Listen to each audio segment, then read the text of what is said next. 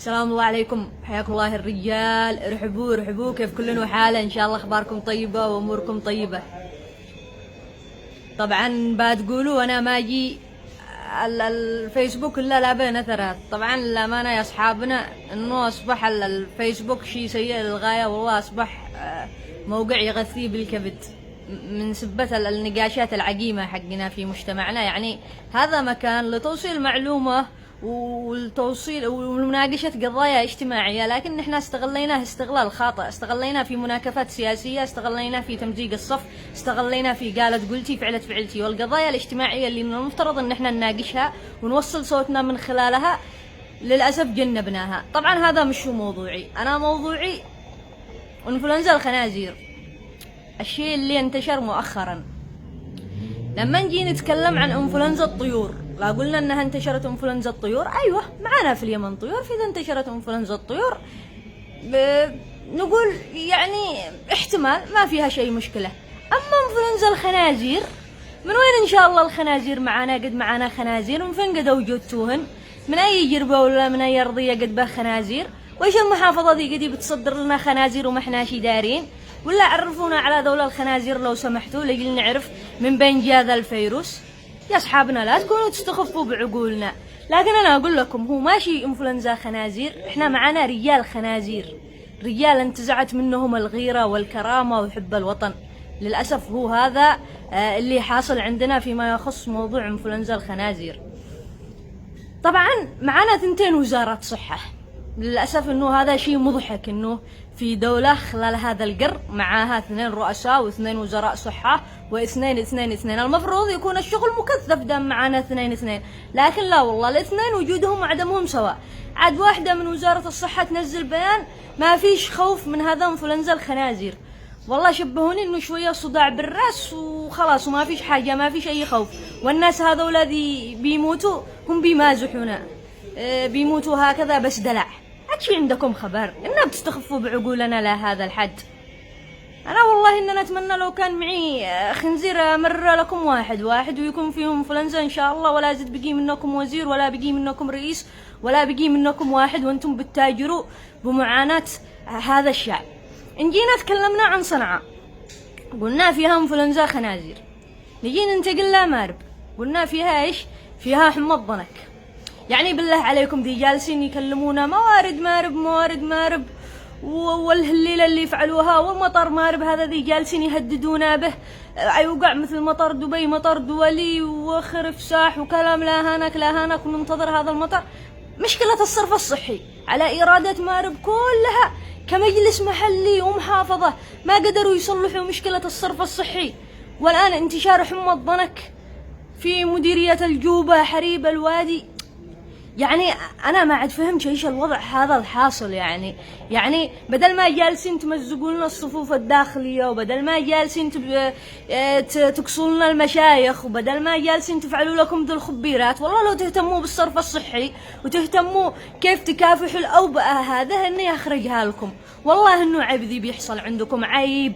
وجالسين نقول موارد وخرف ساح وهذا، وللأسف والله طلعتوا أي كلام. ومعنا في عدن الملاريا، ومعنا في تعز حمى الضنك، ومعنا يا جماعة إيش الحاصل؟ اليمن، وللأسف إن حتى الأمم المتحدة ومنظمات الصحة العالمية ما قد صنفتش اليمن بلاد منكوب على كثر الأوبئة هذا الموجودة. إحنا أصبحنا بلاد منكوب.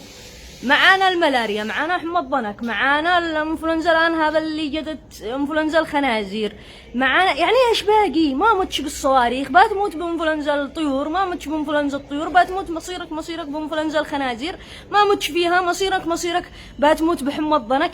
يعني ايش هذا الاستخفاف بالعقول ذي بتستخفوا بهذا الشعب؟ يعني انا ما قد يعني وصلنا لوضع ما عاد نقدرش نفسره، ولا عاد حد قادر يفهم ايش هذا الوضع اللي اصبحنا ان احنا بنعيشه اخر فتره. يعني على مستوى لقاح احنا بنطالبكم لقاحات توفروها. المستشفيات الخاصه ما اعرفش احنا فتحناها مستشفيات خاصه ولا دكاكين ما تستقبلش الحالات. والله عاد احنا نكون نتخير لكم الحالات، سير انت وانت لا تسير، نكون نتخيرها لكم تخيار ساعة ما نخير الجاهل في البقالة على الشوكولاتة شله هذا ولا هذا. شي عندكم خبر ما تستقبلوش الحالات؟ يا اخي غلق، اشرف لك من انه واحد يموت وانتهى السبب في هذا الموضوع. يعني ما أعرفش ليش، بس للأمانة أنا أقول لكم يعني هو السبب إنه ماشي ضابط يضبطكم. لو شي ضابط يضبطكم، لو شي صميم، إن الدنيا لا خير. ثانيا، هذا مش هو حل إن المستشفيات الخاصة إنها تستقبل هذا كحل. احنا بنقول كحل جانبي، كحل إسعافي سريع. من المفترض إن فيه مراكز مخصصة، عشان ما نقولش العدوى للكل، فيه مراكز مخصصة بهذا الأوبئة. وإن المنظمات الدولية اللي جالسة تتاجر بمعاناتنا من المفترض إنها توفر اللقاحات اللازمة. والدكاترة حرام، ايش ذنبهم عشان يموتوا بهذا الأوبئة؟ يتم عمل الإجراءات الوقائية للدكاترة من أجل استقبال الحالات، ويتم لها أماكن مخصصة بحيث نحد من انتشار العدوى. المفروض الشعب بدل ما جالسين لي بالفيسبوك جالسين تتناسفوا بيناتكم البين، قال ذاك ملحد، قال مع ذاك مسيحي، قال ذاك سني، ذاك شيعي، قال ذا مدري وين حبسوه، ذا مدري وين فعلوه، ذا بدل ما جالسين بهذا المواضيع العقيمة وتعزوا لنا ذاك مات في الجزائر وذاك مات في ليبيا. أكثر شعب بيتضامن مع الشعوب الثانية، وناس والله ما بنعرف من بين بتطلعوهم، لكن تتضامنوا وتفعلوا لكم هالليلة وما بشي. والمواضيع دي هي صدق، ذي بتحصد أرواحنا، ذي بتنهينا صدق وبتحصد الحرث، والناس ما شي حد يناقشها. يعني المفترض انه كل مؤثر خلال ذا الوقت في مواقع التواصل الاجتماعي، سواء كان اعلاميين، شباب، مذيعين، فنانين، خلونا نتكاتف كلنا ونشوف لنا اي حل لهذه الكارثة. نبدا نوعي المواطنين بالاجراءات الوقائية اللازمة، يدي في يدك عشان نسوي حاجة. اما ان احنا بقى نركن على ذول اصحابنا، والله ما يفعلوا شيء، والله ما يخارجونا. وانا اسال الله ساعة ما سالته في الوباء الاول، اسال الله في الوباء الثاني هذا انفلونزا الخنازير، في حال وجود هذا الخنازير هذا الذي ما ندرين بين طلعوهن لي من اي حاره، اسال الله انه كل مسؤول بيتاجر بمعاناة الشعب انه يصيبه هو وجهاله في هذا انفلونزا الخنازير، ولا زد بقي واحد ان شاء الله، ويكون عبره لمن لا يعتبر. ايضا رسالتي للمنظمات والامم المتحده، اعلنوا اليمن بلاد منكوب، ساعدونا، وقفوا جنبنا. اما بالنسبه لاصحابنا لا منها ودي ولتو معانا كل الاطراف. انا رسالتي اقولها لكل اصحاب الرياض ولا اصحاب صنعاء ولا اصحاب مارب، لا منها ودي ولتو وقعتوا رجال دوله، ولا منها وتخيبلتوا فاشتحطوا وقعوا رجال.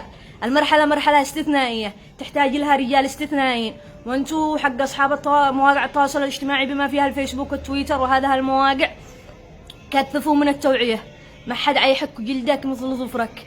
خلونا كلنا نتكاتف، وما لنا دخل من هذا ولا كم من مهيني. يعني حتى الآن ما بيش معانا إحصائيات كم ذي ماتوا من حق انفلونزا الخنازير، بنسمع مات فلان مات فلان فلان، علان مريض علان، لأنه ماشي معانا يعني مكان يعني للرصد هذا المواضيع حق الأوبئة.